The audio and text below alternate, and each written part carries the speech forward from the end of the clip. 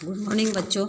मैं आज आपको बाजार दर्शन पाठ 11 ट्वेल्थ क्लास को जैनेंद्र कुमार का जो पाठ है बाजार दर्शन वो मैं पढ़ा रही हूँ। इसमें पहले मैं थोड़ा सा आपको समझा देती हूँ, उसके बाद में मैं आपको पाठ बता दूँगी।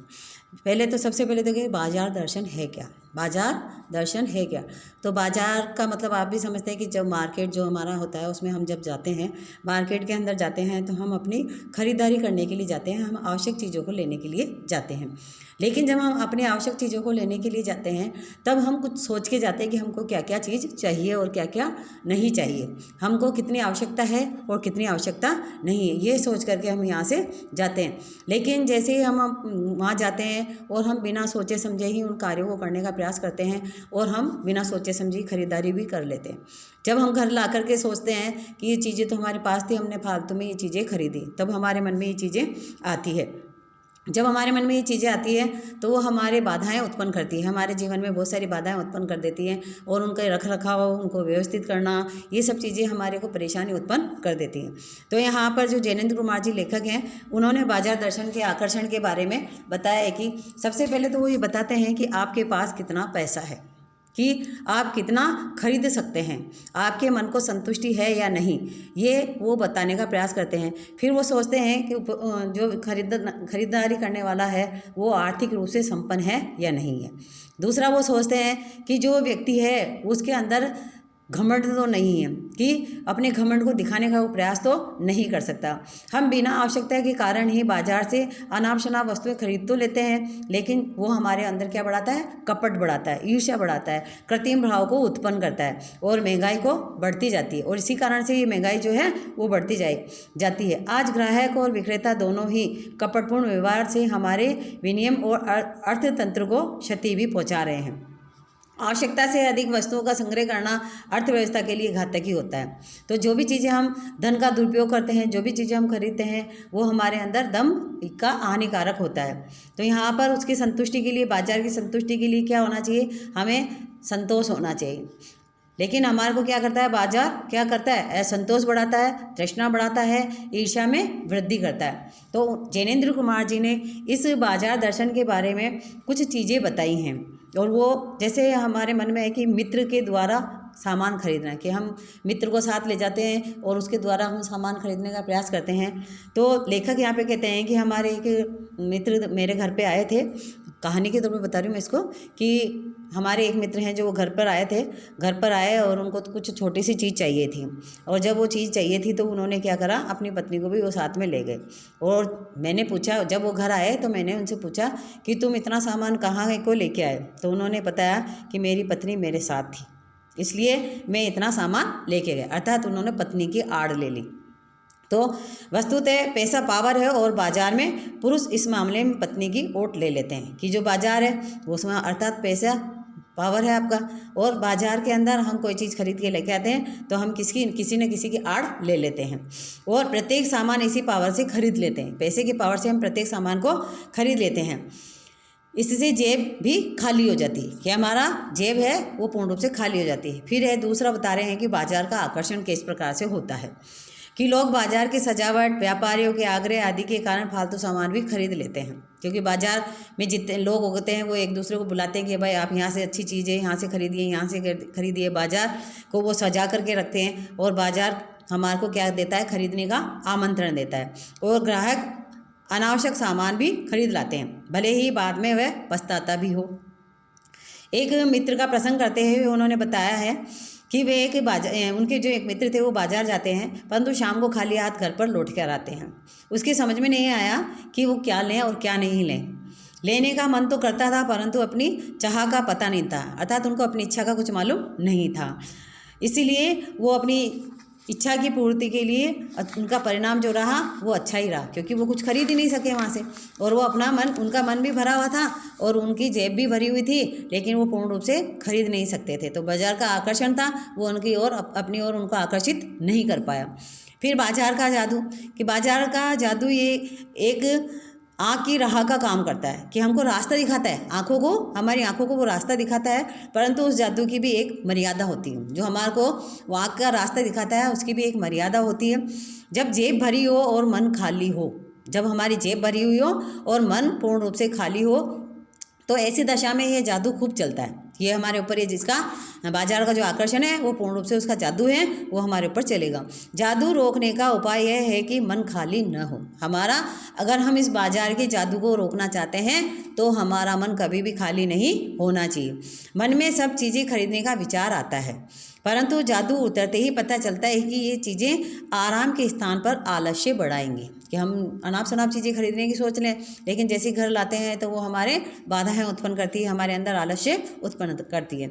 इससे स्वाभिमान भी बढ़ता है और संसार की जकड़ भी बढ़ती है, और हमारे जो हमारा खुद का स्वाभिमान है वो बढ़ जाता है। फिर ये कह रहे हैं खाली और बंद मन का अंतर। बंद मन का अर्थ है शून्य हो जाना, अर्थात आप किसी भी तरफ से सोचना नहीं, जीरो के समान। शून्य होने का अधिकार केवल परमात्मा का है, और ये ईश्वर ही है कि ईश्वर अपने को सृष्टि का निर्माण करता है, फिर भी वो शून्य है, अर्थात वो सब तरफ देख करके भी अनदेखा कर जाता है। वह पूर्ण है, मनुष्य तो अपूर्ण है। ईश्वर पूर्ण रूप से है और मनुष्य अपूर्ण है, इससे उसका मन इच्छाओं से शून्य नहीं हो सकता है, और यही कारण है कि उसका मन कभी भी शून्य नहीं हो सकता। वो अपनी इच्छाओं को दबा नहीं सकता है, अर्थात इच्छा उत्पन्न होना स्वाभाविक है, उसका मन बंद नहीं रह सकता है।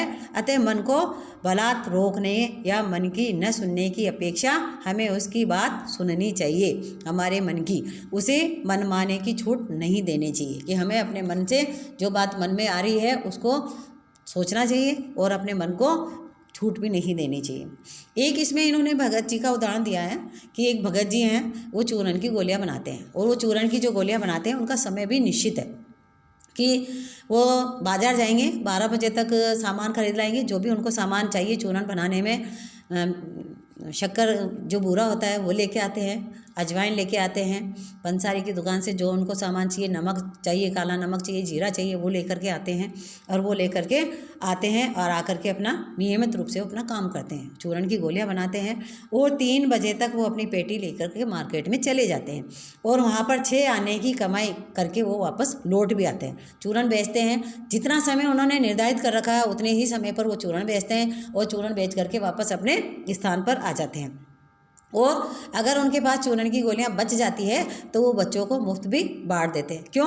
क्योंकि उनका मन भी भरा हुआ है और उनकी जेब भी भरी हुई है। तो दोनों ही अर्थों में उन्होंने अपने आप को कंट्रोल में कर रखा है, अर्थात अपने आप को किसी बाजार के लिए बाध्य नहीं कर रखा। तो यहाँ पर कहते हैं कि जिस प्रकार से व्यक्ति के पास पैसा होता है तो वो पैसा ही उसकी व्यंग्य शक्ति को बढ़ाता है।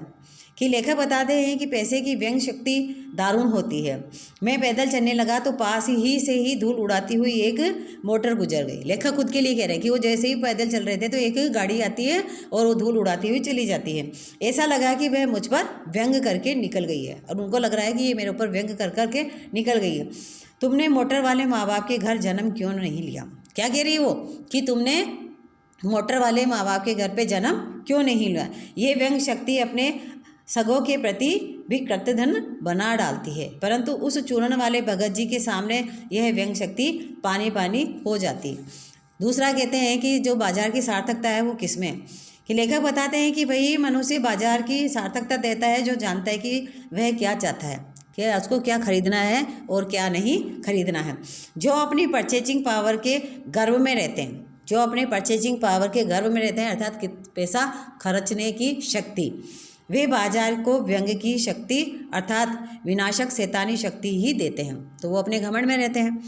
वे लोग बाजार रूपन अर्थात कपट बढ़ाते हैं, बाजार का बाजारूपन बढ़ाते हैं अर्थात कपट को बढ़ाते हैं तथा सद्भाव घटाते हैं। और ऐसे बाजार मानव के लिए विडंबना है, और ऐसे ही जो बाजार हैं वो मानव के लिए विडंबना है। और ऐसे बाजार का पोषण करने वाला अर्थशास्त्र सरासर औंधा, मायावी और अनैति शास्त्र कहलाता है। यहाँ पर मैंने आपको एक कहानी के तौर पर ये पाठ समझाया है।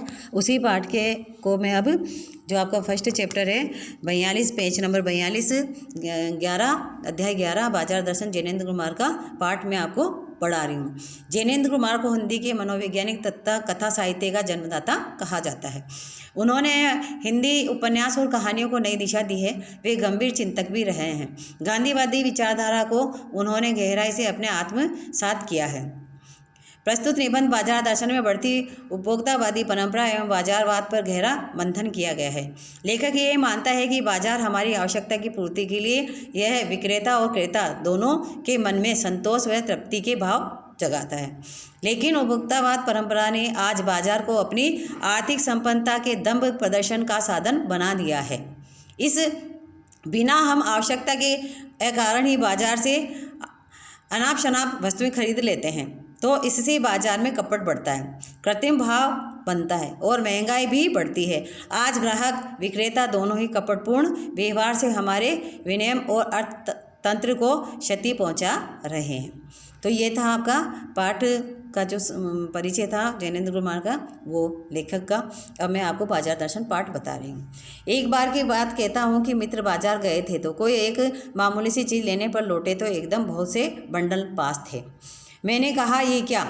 बोले ये जो साथ थी, अर्थात मैंने आपको कहानी की तौर पर बताया कि उनकी पत्नी उनके साथ थी।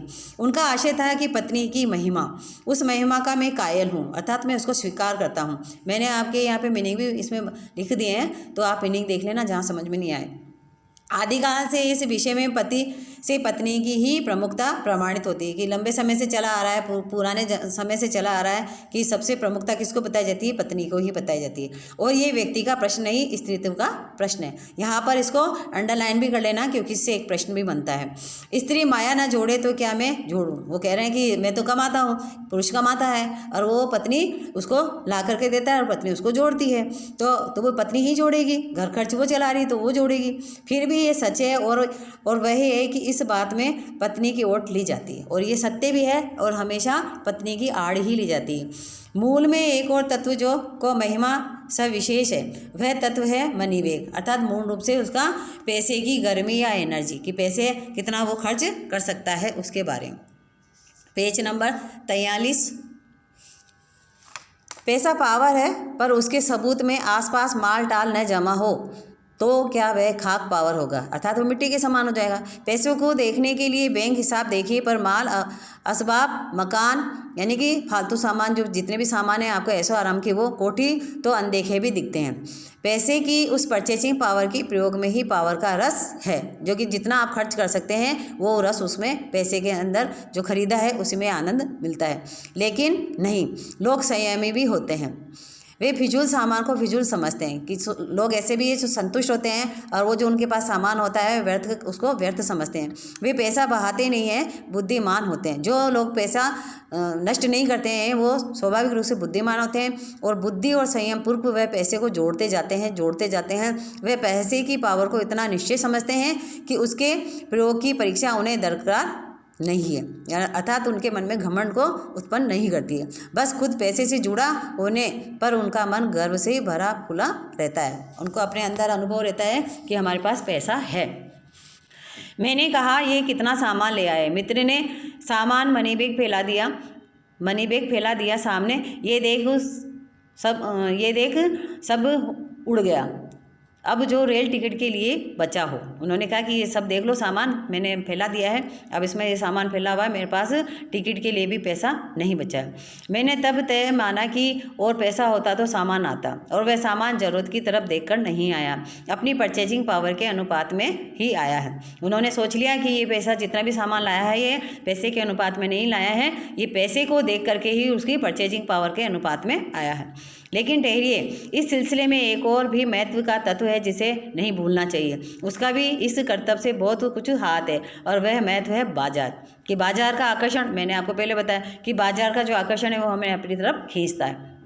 मैंने कहा ये इतना कुछ नाक ले आए? मित्र बोले कुछ न पूछो, बाजार है शैतान का जाल है, ऐसा सजा कर माल रखते हैं कि बेहाई हो जो न फंसे। कि बाजार का आकर्षण है वो हमको अपनी तरफ खींचता है। मैंने मन में कहा ठीक, बाजार आमंत्रित करता है, बाजार हमको बुलाता है। ओ आओ मुझे लूटो, सब भूल जाओ, मुझे देखो, मेरा रूप और किसके लिए है, मैं तुम्हारे लिए हूँ नहीं, कुछ चाहते हो तो भी देखने में क्या हर्ज है। लोग वहाँ पे बाजार को सजा कर रखते हैं, वो यही कहते हैं कि भाई बाजार आमंत्रण देता है, हमको बुलाता है और वो कहता है कि आओ मुझे लूटो। और मुझे व्यक्ति कितने भी होते हैं ना, वो क्या कहते हैं कि भाई देख तो लो मैडम जी, भाई साहब देख तो लो, देखने में तो कोई हर्ज नहीं है, तो वो हम क्या करते हैं, वहाँ चले जाते हैं और देखने के चक्कर से वो इतना हमको आकर्षित कर देते हैं कि हम उस चीज़ को खरीद लेते हैं। अजी आओ इस आमंत्रण में ये खूबी है कि आग्रह तिरस्कार जगाता है, लेकिन ऊंचे बाजार का आमंत्रण मूक होता है। जितना भी ऊंचे बाजार में जाओगे उनका जो आमंत्रण होता है वो मूक होता है, अर्थात गूंगा होता है, और उससे चाह जगती है और हमारी इच्छाओं को वो जगाता है। चाह मतलब अभाव। चौक बाजार में खड़े होकर आदमी को लगने लगता है कि उसके पास काफ़ी नहीं है, और चाहिए। मेरे यहाँ कितना परिमित यानी कम है और कितना अतुलित ओहो, वो पर्याप्त रूप से उसको मन में संतुष्टि नहीं रहती। कोई अपने को न जाने तो बाजार का ये चौक उसे कामना के लिए विकल बना देगा। विकल ही क्यों पागल, असंतोष, तृष्णा, ईर्ष्या से घायल कर मनुष्य को सदा के लिए यह बेकार बना डालता है। कौन? बाजार। एक और मित्र की बात है कि वह दोपहर से पहले के गए बाजार से कहीं शाम को वापस आए, और वो भी खाली हाथ। मैंने पूछा कहाँ रहे? बोले बाजार देखते रहे। मैंने कहा बाजार को क्या देखते रहे?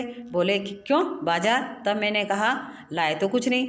बोले हाँ, पर ये समझ न आता था कि लूँ या तो क्या लूँ, और कभी कुछ लेने की जी होता था तो कुछ लेने का मतलब था शेष सब कुछ को छोड़ देना।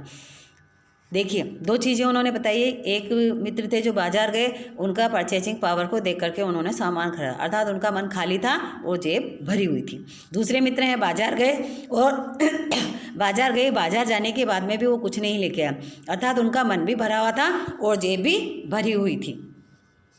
Page number 44। नहीं ले सका मैंने कहा खूब, पर मित्र की बात ठीक थी। अगर ठीक पता नहीं है कि आप क्या चाहते हो, तब सब और चाह तुम्हें घेर लेगी, सब तरफ से तुम उसको घेर लेगी, और तब परिणाम त्रासी होगा, उसका परिणाम व्यर्थ होगा। गति नहीं होगी, न कर्म होगा, नहीं आपको कोई रास्ता मिलेगा। बाजार में एक जादू है, वह जादू आँख की राखा काम करता है, वह रूप का जादू है। पर जैसे चुंबक बाजार का जादू लोहे पर चलता है, वैसे ही इस जादू की मर्यादा है कि जिस प्रकार से लोहे के ऊपर चुंबक का जादू चलता है, उसी प्रकार से मनुष्य के ऊपर भी बाजार का जादू चलता है। और ये हमको क्या दिखाती है? आँख का राह अर्थात रास्ता दिखाते हैं। अब कह रहे जेब भरी हो और मन खाली हो, तो ऐसी का जादू लोहे पर मन खाली हो, हालात में जादू का असर खूब चलेगा। जब हमारा मन खाली हो तो ऐसी स्थिति में हमारे पर बाजार का असर है वो पूर्ण रूप से पड़ेगा। जेब खाली पर मन भरा न हो, जेब खाली है पर मन भरा न हो तो भी जादू चल जाएगा, क्योंकि जेब भी खाली है और लेकिन हमारा मन भी भरा हुआ नहीं है, तो हम फिर भी जैसे किसी से भी उधार लाएंगे कि यार मेरे को वो चीज़ लानी है तो मैं लेके आऊँ, तो वो उसको उधार करके लाएगा या उसको वहाँ पे उधार रख करके आएगा, लेकिन उस चीज़ को लेके आ जाएगा। तभी उसकी जेब भी खाली और मन भी खाली है, तभी वो चीज़ को खरीदने का प्रयास करेगा। कई उस वक्त जेब भरी न हो तो बाजार की अनेकानेक चीज़ों का निमंत्रण उस तक पहुंच जाएगा। फिर सभी सामान जरूरी और आराम सभी को बढ़ाने वाला मालूम होता है, पर ये सब जादू था बाजार का, क्योंकि जितना भी सामान उसने खरीदा वो आराम को बढ़ाने वाला था। ये सारा जादू था बाजार का। जादू की सवारी उतरी कि पता चला कि फैंसी चीज़ों की बहुतायत आराम में मदद देती है। कि जैसे ही बाजार का जादू उतरा और उनको समझ में आ गया कि ये सब चीज़ें तो हमें क्या कर रही हैं, बाधाएं उत्पन्न कर रही है, बल्कि खलल ही डाल रही है। थोड़ी देर को स्वाभिमान को जरूर सेक मिल जाती है, पर इससे अभिमान की गिल्टी और खुराक भी मिलती है। जकड़ रेशमी डोरी की हो तो रेशम के स्पर्श से मुलायम के कारण क्या वह कम जकड़ होगी। कहने का तात्पर्य यह है कि जब हम फंदा लगाने की कोशिश कर रहे हैं, जब हम किसी को बांधने की कोशिश कर रहे हैं, तो वो रेशम की डोरी होगी तो क्या वो पर्याप्त रूप से बन सकता है? नहीं बन सकता, क्योंकि रेशम है और रेशम अपना आप स्वतः ही ढीला होता चला जाता है, और यही कारण होता है कि वो अपना काम पूर्ण रूप से नहीं कर पाता।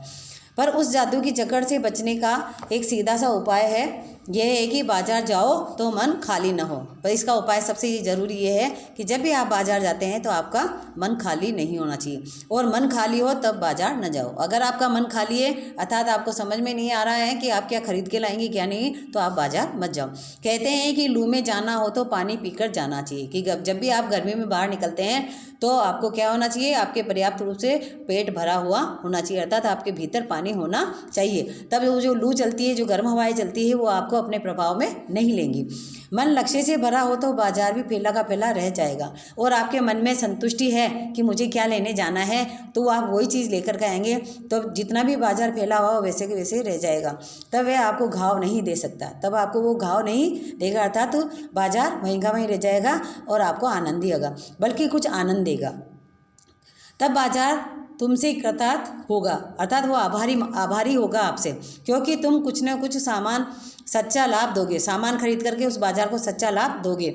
बाजार की असली कृतार्थता है आवश्यकता के समय काम आना, और बाजार का कृतार्थता है कि जब भी आपको उन चीज़ों की आवश्यकता हो तभी उस चीज़ को काम में लेना।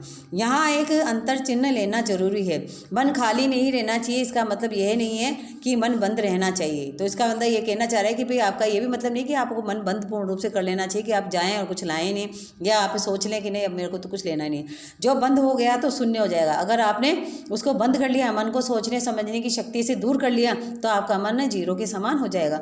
और शून्य होने का अधिकार बस परमात्मा का है। और शून्य कौन होता है? ईश्वर होता है, जो सनातन भाव से संपूर्ण है और वो लंबे समय से चला आ रहा है। शेष सब अपूर्ण है, इससे मन बंद नहीं रह सकता है। सब इच्छाओं का विरोध कर लो, ये झूठ है। और अगर इच्छा निरस्तोप अर्थात इच्छा पर नियंत्रण कर लेना, ऐसा तो नकारात्मक अर्थ होता है। तो ये क्या होता है? नकारात्मक अर्थ होता है, और वह तब झूठ है। जो भी आप कार्य कर रहे हैं वो झूठ के समान होगा। वैसे तब की राह रेगिस्तान को जाती है। यहाँ पर लेखक कहते हैं कि तब की राह रेगिस्तान को जाती है, कि जब भी हम किसी कार्य को करने का प्रयास करते हैं तो उसके लिए हमें एक तो संतुष्टि होनी चाहिए और एक एकांत होना चाहिए, और मोक्ष की राह नहीं। तो यहाँ पे जब भी आपको मुक्ति की राह ढूंढनी होगी तो मुक्ति कहीं पे भी मिल सकती है, जब जैसे आपने कार्य किए उनके आधार पर। ठाठ देखकर मन को बंद कर रखना जड़ता है। अगर हम अपने ठाठ देख रहे हैं, ऐसो आराम देख रहे हैं और अपने मन में जड़ता ला दी, यानी जड़ हो गए, आप शून्य हो गए, निर्जीव हो गए, तो आपके अंदर क्या हो जाएगा? सोचने और समझने की शक्ति खत्म हो जाएगी। और लोभ का ये जीतना नहीं है कि जहाँ लोभ हो, और जब तुम्हारे अंदर लोभ होगा तो लोभ जीतने नहीं देगा, यानी कि मत में वहाँ नकार होगा। तो कि तुम्हारे अंदर जितना भी मन है, मन में नकार होंगे, अर्थात नहीं के समान होंगी, तो लोभ ही जीत जाता है। तो अब ऐसी इच्छा शक्ति उत्पन्न होंगी तो तुम्हारे अंदर जितना भी लोभ भरा हुआ है वो जीतता चला जाएगा, और जो आदमी है वो हार जाएगा। आँख अपनी फोड़ डाली तब लोभनीय के दर्शन से बचे तो क्या हुआ? तो कह रहे हैं यहाँ पे लेखक कह रहे हैं कि जब भी आपने लुभावनी दृष्टियों की तरफ आपने देखा तो ऐसा लगता है कि वो हमारी आंखों को फोड़ देंगे, क्योंकि वो हमारी आंखों का आकर्षण है और वो हमको अपनी ओर खींचने का प्रयास करता है। तब हम ऐसा लगता है कि हमने अपनी आँख ही फोड़ डाली। और कौन कहता है कि आँख फूटने पर रूप दिखाई नहीं देता है? फिर ये भी कहते हैं कि जब भी हमारी व्यक्ति के अंदर आँखें, देखो सामान्य रूप से तो व्यक्ति दो आंखों से देखता है, बहुत सारे व्यक्ति ऐसे भी होते हैं जिनकी आंखें नहीं होती, तो उनकी आंखें नहीं होती तो क्या वो देख नहीं सकते? देख सकते हैं, मन की आंखों से देखते हैं। मन की आंखों से वो अपने मन में जो आकृति बना करके रखते हैं, जो रूप अपनी आंखों के सामने वो बना करके रखते हैं मन के अंदर, वो चीज़ें ही उनके अनुरूप सोचने का प्रयास करते हैं। तो क्या आँख बंद करके हम सपने नहीं लेते? तो ये कवि कह रहा है, लेखक कह रहा है कि हम आंखें बंद करके भी तो अब सपने देखते हैं, और वे सपने क्या चैन भंग नहीं करते? और रात्रि में जब हम सपने देखते हैं तो हमारे आराम में वो बाधा उत्पन्न करते हैं। इससे मन तो बंद कर टालने की कोशिश तो अच्छी नहीं है, हम अकारण ही अपने मन को बंद कर रहे हैं। अकारत तो ये हट वाला योग है, शायद ही हट योग नहीं है, और ये सिर्फ पूर्ण रूप से हट है, जिद्दी स्वभाव है, और इसको हम योग नहीं कह सकते। इससे मन कृश भली हो, इससे मन हमारा दुबला भले ही हो जाए पर पीला अशक्त जैसे विद्वान का ज्ञान हो, और उसी तरह से हो जाए जिस प्रकार से एक विद्वान का ज्ञान हो। वह मुक्त ऐसे नहीं होता है, इससे वे व्यापक की जगह संकीर्ण और विराट की जगह शुद्ध होता है, कि संकीर्णता जैसे संकुचित हो जाता था और विराट की जगह वो तुच्छ हो जाता है। इसलिए उसका रोम रोम मूंद कर बंद तो मन करना नहीं चाहिए। वह मन कब हम में पूर्णता होती है तो परमात्मा से अभिन्न हम महाशून्य भी न होते, अपूर्ण है, इसी से हम हैं। सच्चा ज्ञान सदा इसी पूर्णता के बोध को हम में गहरा करता है। सच्चा कर्म सदा इस अपूर्णता की स्वीकृति के साथ होता है। तो बच्चों, आज तक जो आज का ये बाजार दर्शन पाठ है मैं आपको यहीं ख़त्म करती हूँ, और जो समझ में नहीं आया है उसके लिए आप कमेंट करना, आप पूछ लेना और इसको पढ़ते रहना, और इसके प्रश्न उत्तर मैं अगले भाग में कराऊंगी और पूरा चैप्टर भी उसी में करवाऊंगी, तो अगले भाग को भी देखिए।